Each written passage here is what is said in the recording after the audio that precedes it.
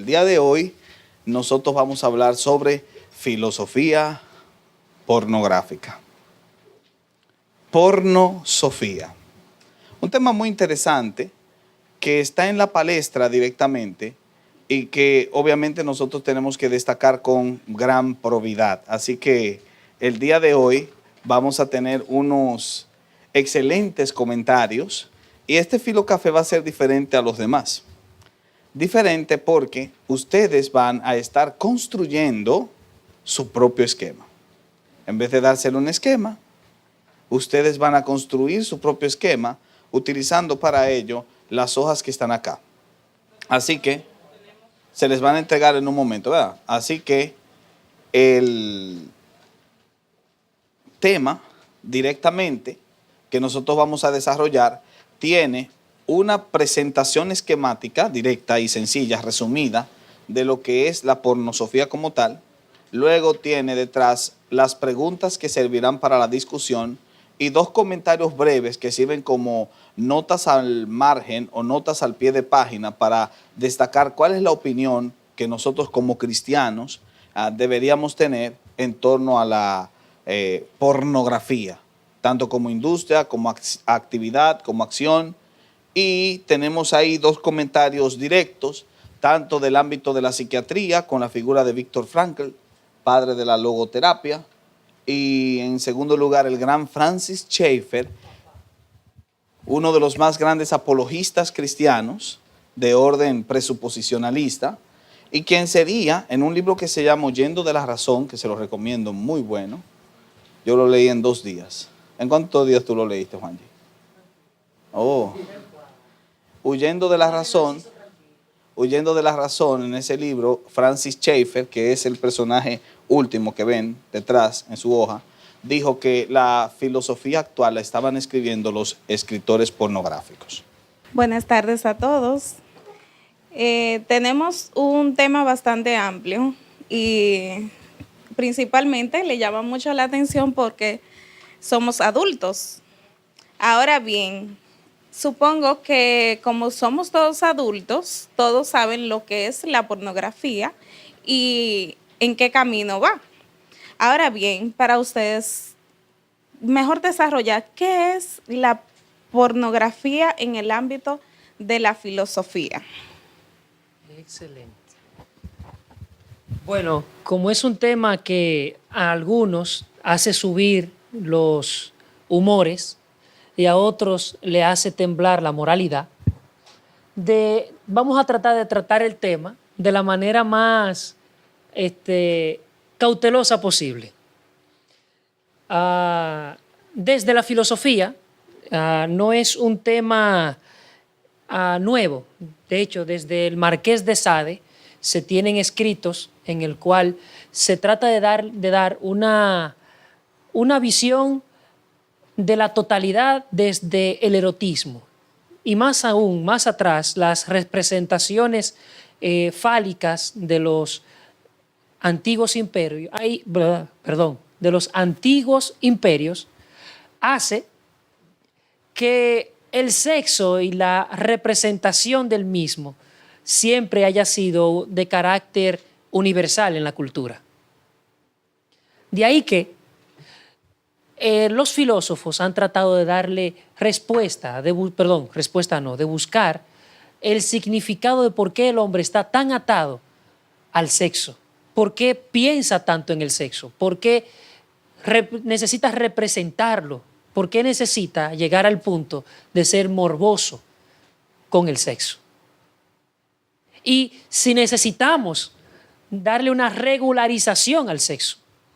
De ahí que en el lado contrario están las personas dentro de la filosofía que dicen no, el ser humano tiene que vivir en riendas sueltas. De ahí desde los hedonistas griegos que dijeron que al cuerpo hay que darle lo que el cuerpo quiera, hasta pasar a los hedonistas posmodernos que siempre dicen voy a vivir mi vida como yo quiera.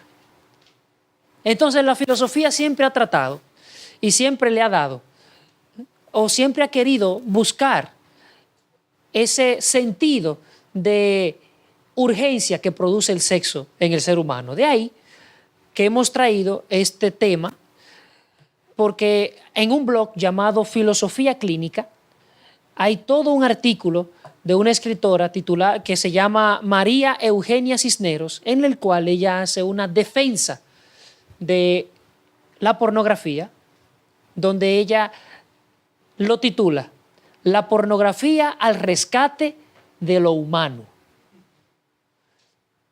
en el cual desde una postura existencialista, materialista, me dicen cuando me devuelva. ¿Cuántos recuerdan lo que es el existencialismo y el materialismo?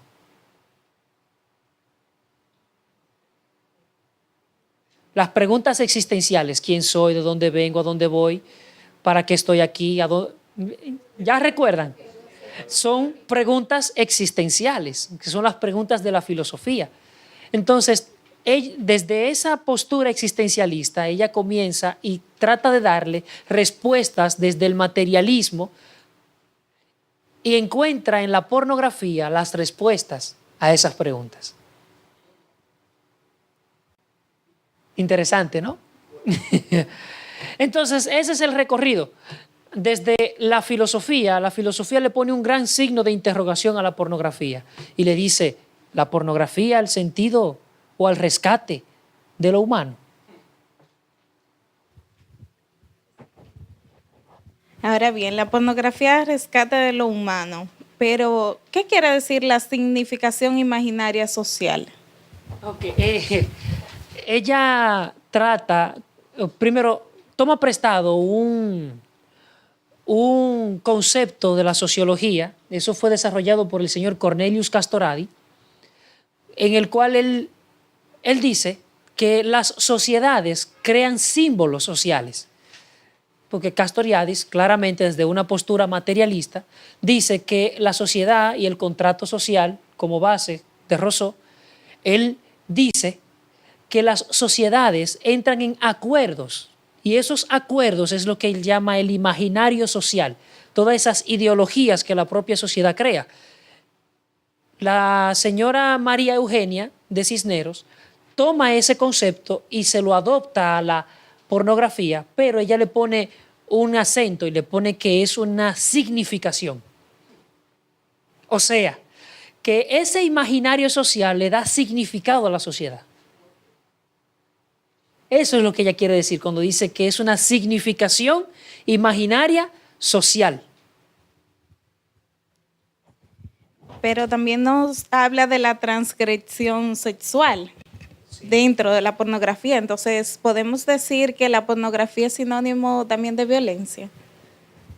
Bueno, desde la postura que ella adopta, porque ahora mismo estamos rastreando qué nos dice la autora, desde su postura ella entiende que eso está de acuerdo a la situación y al individuo. Si la joven quiere ser maltratada, entonces ya no se puede llamar maltrato.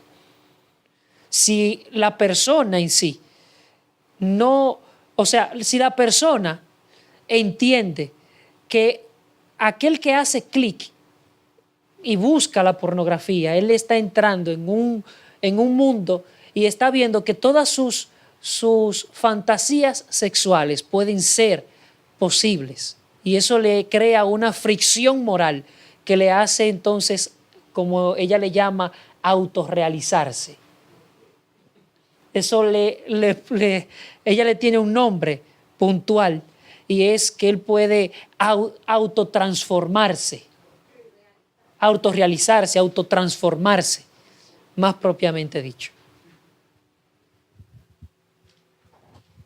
Entonces, esto lo podemos ver también como un trastorno psicológico. Eso ya sería si tú quieres evaluar el punto, o sea, para la autora todo lo que nosotros hacemos es violencia, toda transgresión es violencia, pero es una violencia racional, porque el ser humano, al ser un ente racional, todo lo que hace lo hace en pos de su racionalidad. De ahí que la pornografía es una rebeldía racionalizada. Es una rebeldía que el hombre quiere, puede y debe hacerlo. para que la sexualidad formal o la sexualidad que nos han impuesto, nosotros podamos invertir los valores y que nosotros podamos crear nuestra propia sexualidad. Eso es lo que, vuelvo y repito, la autora quiere vender o plasmarnos. Ahora, aparte de lo que podamos hablar más adelante, en el ámbito de lo religioso, de lo teológico, ¿cómo podemos ver en la sociedad la pornografía? Bueno, la sociedad siempre va a ser hipócrita. Va a consumir lo que denuncia. Entonces, desde siempre, y es allí donde entran este tipo de autores, ellos denuncian esa hipocresía social, pero no ven el otro lado de la moneda, que esa hipocresía social no es más que una moralidad que está indicando que lo que están haciendo no es correcto. Pero hay algo, y es donde se derrumba todo el aparato de argumentación que ella utiliza, y es que el ser humano, por más que quiera autotransformarse, no puede. Creo que me estoy adelantando, porque esa es una de las... No, vamos a dejarle una tachuela y la vamos a contestar ahorita esa. Entonces, en el sentido de la pornografía como significación imaginaria social, consiste en su carácter de transgresión. La transgresión le ofrece al individuo como espectador una información nueva sobre sí mismo. Exacto. Vamos a explicar. O sea, prendo mi computador, reviso que mi conexión a internet esté en banda ancha, bien buena, que la resolución esté en 1080, que tengo buena memoria RAM para que no se pare nada, para no tener ninguna interrupción. Voy a Google, abro una pestaña en privado para que no quede rastro de lo que buscaré y comienzo y digito XXX. Se me abre más de 100.000 páginas pornográficas. No la busqué, porque me apareció. Bueno, la cuestión es que allí tengo una variedad de cosas que comienza ese bombardeo sexual y comienzo a tener una información que yo no tenía. Comienzo a ver deseos sexuales que afloran en mí, que antes no veía. Comienzo a ver hardcore, comienzo a ver DMS, que es el sexo duro. El uro, el eroguro. No lo busquen, por favor. No lo hagan. No lo hagan. Eso es. Espero que esas risas sean no. Más aún, de que sean risas de nerviosismo por la información brindada, porque eso entonces le daría razón a la autora, de que ese morbo que podemos percibir nos despierta, nos hace ver una nueva información que hace que nos liberemos de los tabúes que le hemos puesto encima al sexo. Excelente. De ahí que podríamos continuar. Ese ribete, esa carga moral que tiene la sexualidad, no fue por un contrato social. Nosotros como sociedad hemos visto el sexo y hemos sabido que el sexo tiene una carga de morbo. Y esa carga de morbo es la que hemos querido regularizarla. No es un contrato social, es construcción moral. Y este tipo de autores lo que quiere es que invirtamos los valores. ¿Algo más? Entonces, también podemos ver la pornografía hoy en día en nuestro país como un aspecto de falta de educación. Se podría también decir. No creo. Porque No creo, porque los países donde más educación tenemos son los que más consumen pornografía. De hecho, son productores de pornografía. Entonces no es una cuestión de educación, es una cuestión de moralidad, es una cuestión de ética. Porque recuerden, la serie que venimos siguiendo, primero empezamos con axiología, luego con ética, y entonces ahora estamos aplicando el análisis filosófico, axiológico, a la pornografía, o a no se le podría llamar rama, a este pensar dentro de la filosofía que se llama pornosofía. entonces aquí podemos ver también que dice los efectos de la transgresión en el individuo implican dos consecuencias. Sí, continúa. Dos consecuencias. Porque entra en disputa los valores, normas, conversiones interiorizadas y supuestas en entredicho. En este inciso es al individuo a quien le toca decidir qué quiere. Eso es, sí, asumir la transgresión como forma de resistencia activa ante lo establecido de forma constructiva o por el contrario se desata su parte de desmesurada y incapacidad para autolimitarse. Exacto. Ella ahí lo que está haciendo es diciéndole, no, o sea, el ser humano tiene que tener la oportunidad. Tiene que tener la oportunidad de darle riendas sueltas a su desmesura. A su fantasía sexual. O limitarse. Pero el problema con el ser humano es que el ser humano no se autolimita.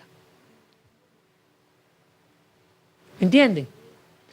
Entonces ahí es donde vamos. Por ahí es que tenemos que ir. Ella ataca la regularización de la moral, de nuestros impulsos. Entonces, por ahí es que debemos de ir vanando los hilos para la confrontación final del sistema. Es también la posibilidad de emprender la libertad conlleva este riesgo, pues la virtud y lo perverso también son una dupla que van juntas. Eso es muy nietzscheano. O sea, Nietzsche es el que dice esa idea de que la ley tiene que tener la idea de transgresión detrás. Ese es el punto. La ley existe para que se transgreda. Perdón, gracias, se transgreda, perdón. El cibaeño, sácala ahí. Para que se transgreda. Y de ahí, entonces, ya sí, podríamos ver cómo la autora comienza a resaltar sus presuposiciones materialistas y vitalistas, porque ella ya está poniendo todo en la voluntad del hombre. Que el hombre sea el capaz de autolimitarse, de autotransformarse. Entonces, ¿cuál es el significado de la significación imaginaria social? En sentido de llevar los individuos al borde del precipicio y serán ellos los que decidan, ¿verdad? Sí. Entonces... Ese es, o sea, la pornografía te hace llegar al borde del abismo, a ese que tú puedes ir en contra de lo establecido. Ella utiliza la metáfora, estás al borde del abismo, ese sentimiento de urgencia que te da estar ante ese vacío existencial. Lo que ella dice, en pocas palabras, es que la pornografía es un espejo, donde podemos vernos a nosotros mismos, tal y como cual somos. Un espejo que va a sacar lo que verdaderamente somos. ¿Eso será verdad? Ahí es donde está el punto. ¿Qué es lo que vamos a contestar en la segunda parte de este debate? Cariño, fue un verdadero placer que estuvieses aquí. Tus preguntas fueron muy puntuales y correctas. Las aproximaciones a la discusión. Ya sabemos ¿Qué nos dice la autora? La pornografía es una significación imaginaria social. Más aún, es la que nos pone en evidencia, es aquella que puede y debe de rescatarnos lo humano que tenemos. Y en sus palabras textuales, escuche esto: cada vez que los individuos y el colectivo transgredan las convenciones sociales que regulan el ejercicio sexual mediante la obscenidad y el morbo, validarán a la pornografía y con ello la construcción creativa de la sexualidad como una significación imaginaria social que rescata lo humano que aún les queda. Hagámosles 5 preguntas a el planteamiento. Primero, el hecho de que toda prohibición va acompañada por la posibilidad de su transgresión, ¿justifica la transgresión? Eso queda abierto. El hecho de que toda prohibición va acompañada por la posibilidad de su transgresión, es decir, el hecho de que las reglas se hicieron para romperse, justifica que se rompan las reglas. ¿Qué opinan? ¿Las reglas se hicieron para romperse? ¿Es correcto que se rompan? No. ¿Por qué? Bueno, las reglas, como estamos viendo el pensamiento, dice que las reglas vienen para romperse. Pero, en todo el sentido de la palabra, si fuera para romperse no se hicieran las reglas. ¿Por qué? Porque es para impedir que se haga una acción negativa. O vamos a decir cualquier tipo de acción que vaya a impedir que tú vayas a accionar. Es decir, para que yo no vuele, vamos a decir, para que no pase para aquel lado, se me pone un cartel, solo persona autorizada. No se hizo para que yo pase para aquel lado, no, sino para que no pase. Para que, vamos a decir en el contexto, para que no entre hacia allá a buscar un libro que no sea mío. De la siguiente manera: pusieron el letrero porque la gente pasaba. Ajá. ¿Entiendes? Sí, Entonces la posibilidad siempre está. siempre El está. hecho de que haya reglas es porque eso va acompañado de la posibilidad de la transgresión. Ok. Ahora bien, eso es verdad, es cierto. Ok. Pero el hecho de que la posibilidad de la transgresión esté, ¿justifica la transgresión? No la justifica. Esa es la verdadera pregunta. Al ser humano en sí le gusta, o sea, no le gusta que le impongan las cosas y por ende le gusta romper las reglas. O sea, eso es como que está como, no en la naturaleza que Dios le puso, pero lo tiene en él de una vez pecó en el jardín. O sea, esa es mi opinión. Las reglas se hicieron para romperse. Primeramente hay que averiguar quién dijo eso. Las razones de por qué lo dijo. Porque al final de cuentas, las reglas no se hicieron para romperse. Las reglas se hicieron porque habían problemas que ameritaban esas reglas. De modo que tú no rompes las reglas a menos que no haya un deseo de rebelarte ante la misma. Pero las reglas se impuso por el hecho de que tu rebelión ya existía. Entonces, desde esa perspectiva, no se justifica la transgresión, Por la posibilidad. aunque hayan ideas específicas, aunque hayan personas que crean que la transgresión de una regla está implícita dentro de la regla, aunque haya implicitud de la transgresión dentro de la regla, y digo implícito porque una regla se puede romper. Entonces, toda ley, toda norma, toda regla tiene implícita la posibilidad de que se transgreda, que fue lo que estaba destacando el compañero allá atrás. El hecho de que esté implícito el romper la regla, eso no justifica que se rompa. Precisamente decimos que romper una regla es malo porque la implicitud no implica la anuencia. La implicitud no implica el permiso. El que una regla se pueda romper no quiere decir que se deba romper. Y ahí está el punto, el tema del deber. ¿Qué debo hacer? Que es una pregunta básica en filosofía. Las cosas que hago, ¿por qué las hago? ¿Las hago por el beneficio que pueda sacar de ellas o las hago porque simple y llanamente son correctas en sí mismas? Ese es un punto que hay que resaltar. Hay una compañera, se llama Marina, que quiere hablar. Cuando una persona impone una regla y nosotros decidimos romperla, eso nos trae mucha consecuencia. Ya que cuando Dios formó el mundo y hizo a Adán y a Eva, Él le impuso una regla y fue no comer del fruto prohibido, lo cual ellos rompieron esa regla. ¿Y cuál fue la consecuencia de esa regla? Que Dios le dijo, si no comes del árbol, de ese árbol no morirás. Pero ¿qué pasó? Ellos comieron, rompieron esa regla y por causa de ese pecado, hoy la persona muere. Ellos murieron también. O sea que desde ahí sabemos la perspectiva que no debemos romper las reglas. Y esa persona que dijo que las reglas se hicieron para romperse, quizás es una persona desde el más allá que no es espiritual. Es un punto muy atinado. Te voy a decir por qué.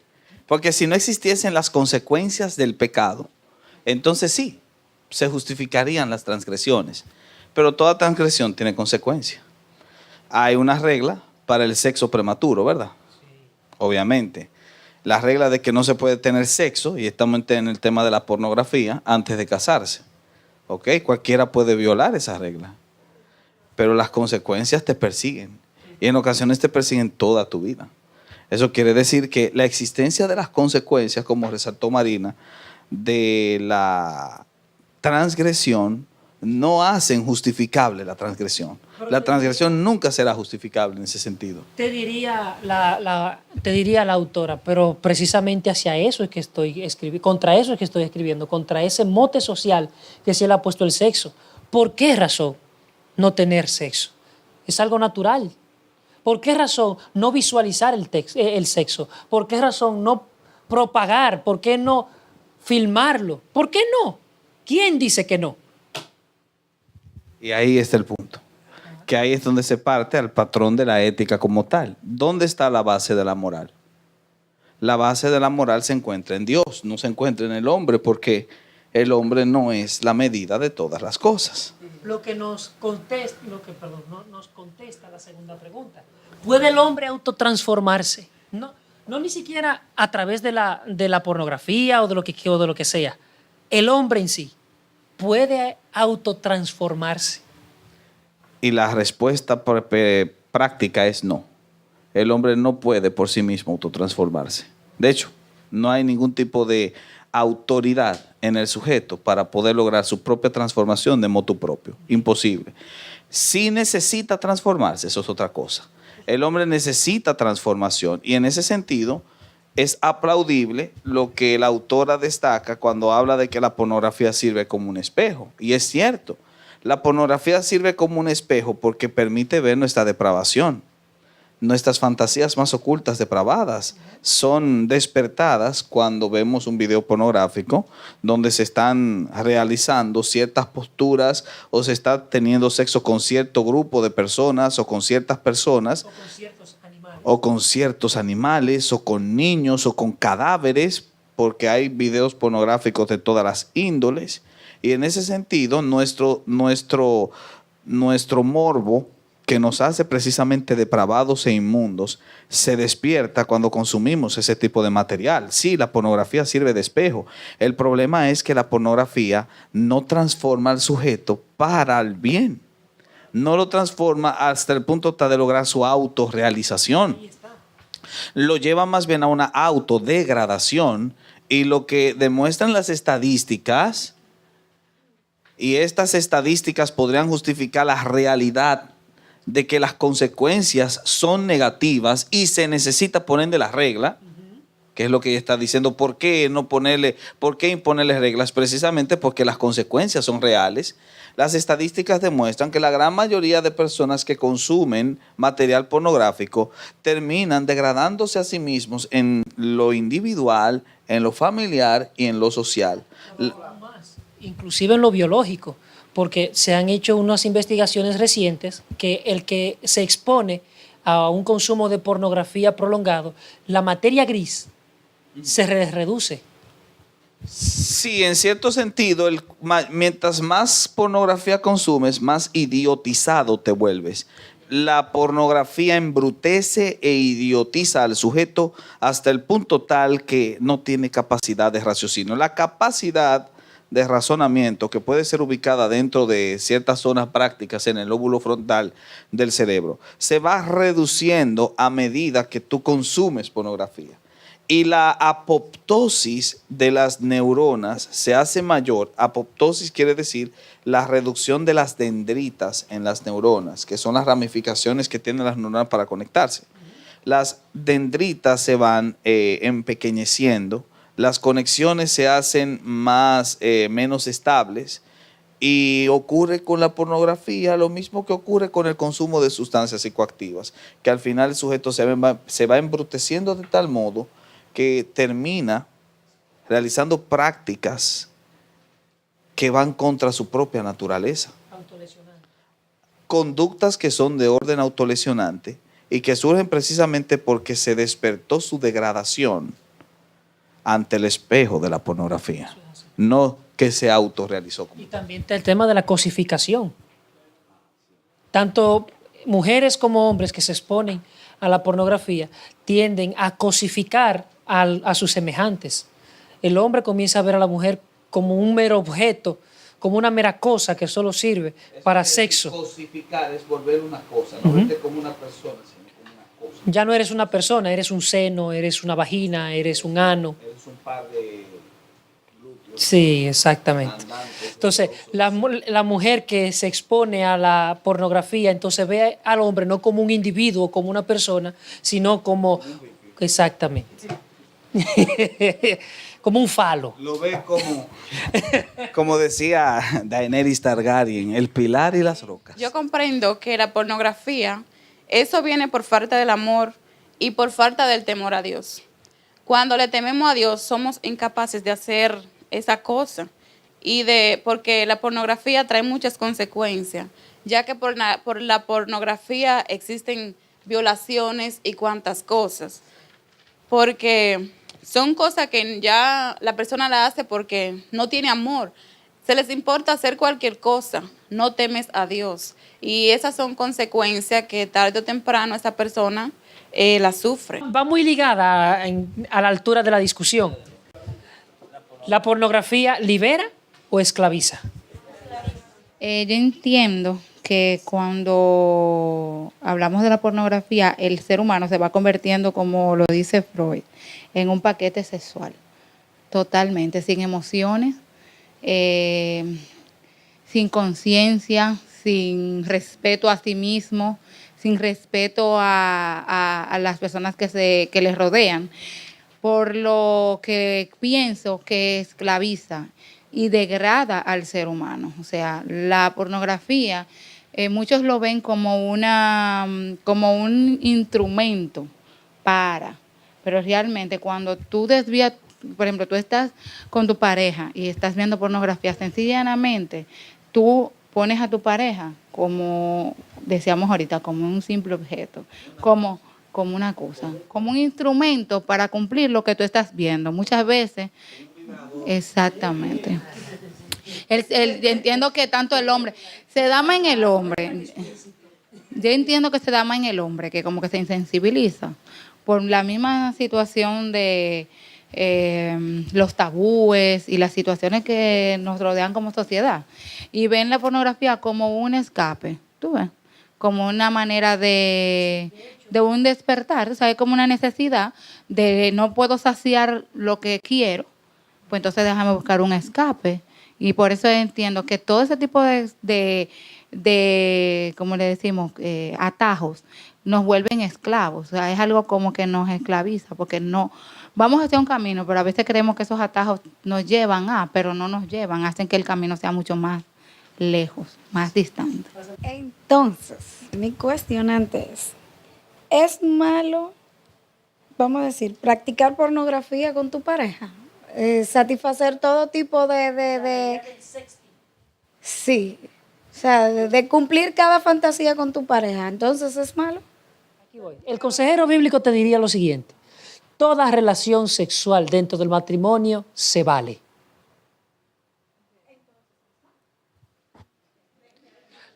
Te escucha. toda relación sexual dentro del matrimonio se vale. Ahora, dentro de ese axioma que yo te acabo de decir, agrégale el siguiente: sea el lecho matrimonial sin mancilla. Hebreos capítulo 13, versículo. ¿Vieron? Sin mancilla, sin mancha. Sin mancha. En cierto sentido. Para que vean, o sea, la pureza moral, la pureza espiritual tiene que reflejarse aún en la relación sexual. O sea, toda relación sexual dentro del matrimonio es válida porque son dos santos que lo están realizando. ¿Entienden? Eso te diría el consejero bíblico. Ahora bien, la idea de hacer un video con tu esposa para publicarlo, ya de por sí, entra dentro de la mancilla. Prácticamente, dentro del matrimonio, el consumo de videos pornográficos incluye a parejas que no están dentro del matrimonio. De ahí que se excluya la pornografía dentro del lecho matrimonial, pero la libertad en lo que a posiciones se refiere nace de la creatividad propia de las parejas, no de la experiencia del consumo de videos pornográficos caseros para entonces aplicarlos inmediatamente, porque la experiencia ha demostrado que generalmente cuando tú incluyes el sexting en la práctica sexual de la pareja, llega un momento en que la monotonía se hace dueña de la relación y la persona quiere experimentar nuevas cosas y con nuevas personas, o quiere incluir a otro en el hecho matrimonial para hacer un trío, o hacer 4, o hacer intercambio de parejas. ¿Por qué? Porque la venta del sexting incluye ese tipo de cosas. Entonces, desde esa perspectiva, no es correcto. No sería correcto. La libertad de la pareja debe medirse en lo privado, y lo privado implica la no participación de terceros o de cuartos, aunque sea desde una pantalla de televisión. Que llegará el punto donde esa pareja sin ese video no se van a sentir bien al tener relaciones. ¿Por qué? Porque se van a volver esclavos de ese video. Si no está ese video, si no veo cómo hacerlo, me va a hacer falta. Y entonces, desde que hace falta algo en ti, entonces te va a volver esclavo de eso. También vamos a ponernos en perspectiva. La figura de la actriz porno no es la misma figura suya. 1. 2. La herramienta de ese actor porno no es la misma herramienta suya. ¿Sí? Entonces, a partir de ahí, se le va abriendo un apetito a ambos, porque usted no encuentra la información que usted le está, o con lo que usted está alimentando su cerebro. Un apetito que de por sí es pecaminoso. Exactamente. De ahí entonces, la pornografía, aún como herramienta que los sexólogos quieren vendernos, es incapaz, y más aún, nos hace dependientes de ella. Por ende, ella no libera, esclaviza. Lo que entonces nos invitaría, porque ya el tiempo se nos está agotando, a tratar de responder: ¿puede realmente la pornografía llenar el vacío existencial del hombre?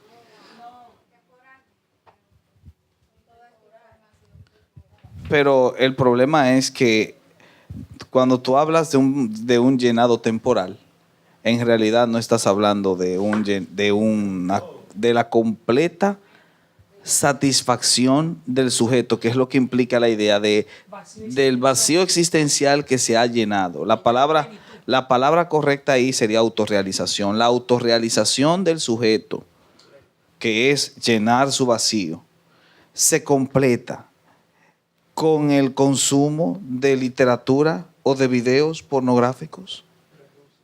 Se completa el sujeto. ¿Por qué no? Está lleno. Significa que como está lleno ya no coge, o sea, ya no tiene espacio para más, o sea, no, nada le hace falta en ese aspecto. Entonces, cuando la persona se vuelve dependiente de la pornografía, en el momento, entre comillas, se siente satisfecho en el momento, pero una vez vuelve a tener la necesidad de consumir la pornografía, entonces está vacío otra vez, entonces como que no tiene lógica. Es una muy buena acotación, ¿no? Es decir, la droga llena el vacío existencial de alguien. No, porque si lo llenara, él no la necesitara de nuevo. Y la pornografía, en términos neurológicos, actúa de la misma manera como hacen los estupefacientes, porque produce la misma apoptosis dendrítica de las neuronas y el mismo incremento de esa apoptosis en la zona de la cisura de Rolando, que está entre el lóbulo frontal y el lóbulo parietal del cerebro. Olvídate de eso. La cuestión es que desde esa perspectiva es imposible que la pornografía llene el vacío existencial del sujeto por el hecho de que el sujeto que consume desea consumirla más y más y más, una y otra vez. De modo que la autorrealización del sujeto no podría estar en un elemento que le provoca sed. ¿Dónde entonces se encontraría la autorrealización del sujeto?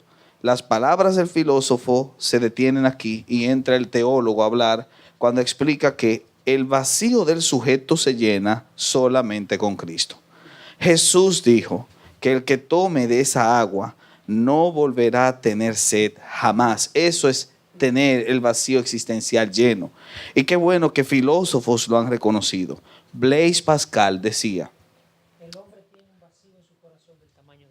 el hombre tiene un vacío en su corazón del tamaño de Dios. Solo Dios lo puede llenar. Y Søren Kierkegaard, el gran filósofo danés, dijo en una ocasión que Cristo es la autorrealización del hombre. Solo Cristo puede llenar ese vacío, no la pornografía. Es así.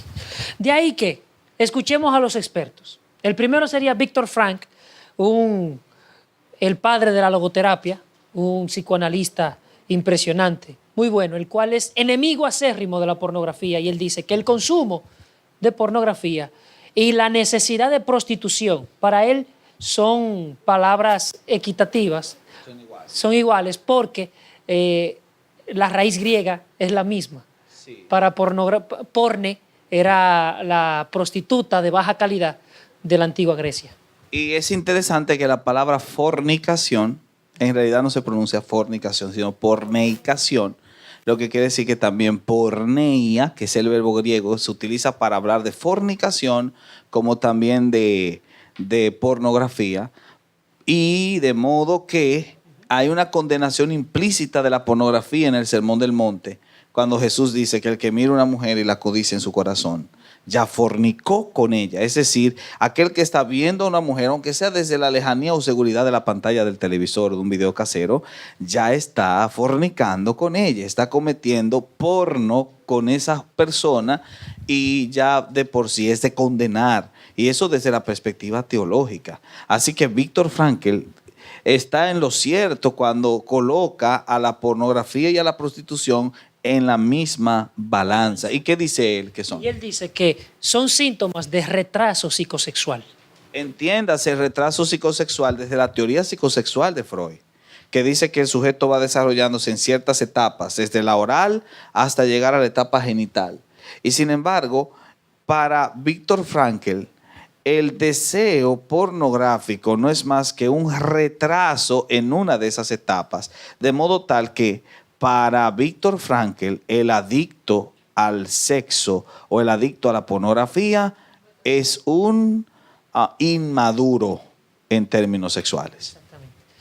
Y por último, el teólogo y apologista, papá, Francis Schaeffer, nos dice lo siguiente: nuevamente tenemos que vernoslas con misticismo vacío, un misticismo que no nos comunica con nadie y que se evapora al contacto con la racionalidad.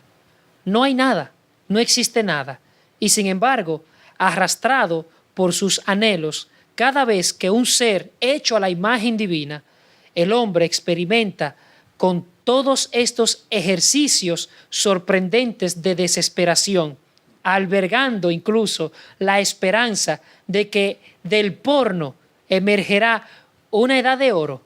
Recientemente se ha escrito una obra pornográfica en la que, dado que no existe Dios, una mujer se entrega en manos de un hombre para que la golpee.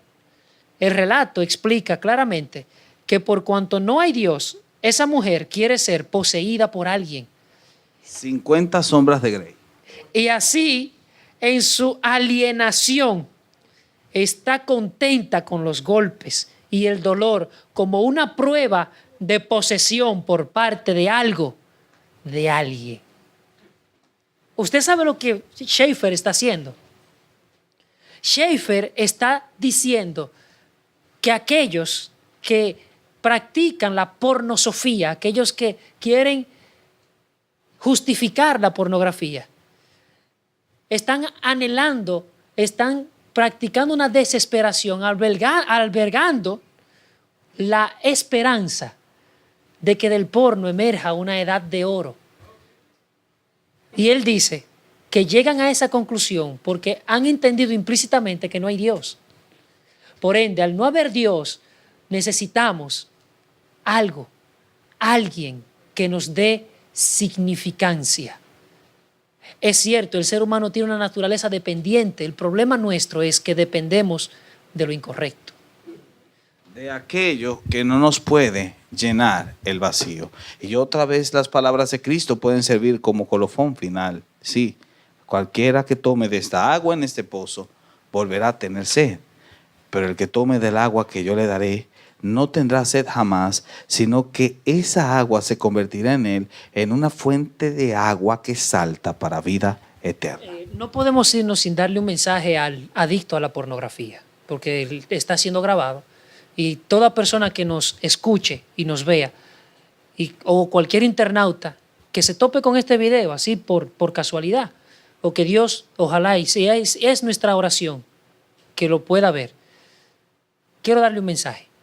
Jesús dijo, si el Hijo os libertare, serán verdaderamente libres. En Jesús puedes encontrar la verdadera libertad que buscas en la pornografía. La pornografía te ata, te esclaviza, te hace su señora. Jesús quiere ser tu Señor para liberarte.